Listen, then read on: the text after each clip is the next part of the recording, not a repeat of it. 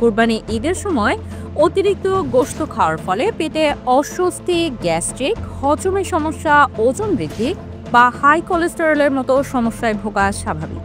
তাই ঈদের আনন্দে শরীর সুস্থ রাখতে কিছু নিয়ম মানা জরুরি। কোরবানির ঈদে পেট ভালো রাখতে 10টি স্বাস্থ্যকর উপায় জেনে নিন। একবারে অনেক বেশি মাংস খাবেন না। দিনে 1 বা 2 বার নির্দিষ্ট পরিমাণে খাওয়া নিরাপদ। বেশি খেলে হজমের সমস্যা হতে পারে।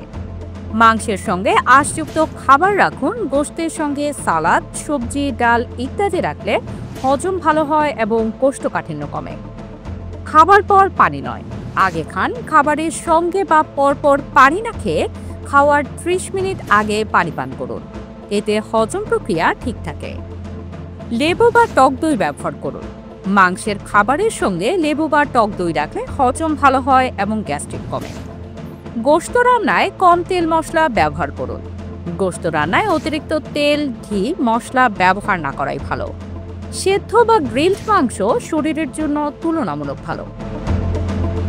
খাওয়ার পর হালকা হাঁটাহাঁটি করুন। গোশত খাওয়ার পর বিছানায় না গিয়ে কিছুক্ষণ হাঁটুন।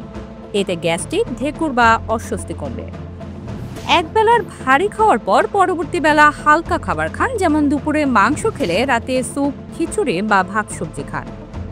আদা, জিরা, পুদিনা চা পান করুন। এইসব উপাদান হজমে সহায়ক।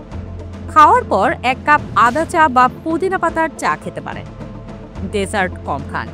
সেমাই, পায়েস, ক্ষীর সবই খেতে পারেন, তবে অল্প পরিমাণে, কারণ এগুলো হজমে বাড়তি চাপ দেয়। পর্যাপ্ত পানি পান করুন। কোল্ড ড্রিঙ্কস নয়, দিনভর 8 থেকে 10 গ্লাস পানি পান করুন। কোল্ড ড্রিঙ্ক বা অতিরিক্ত চা, কফি পরিহার করুন।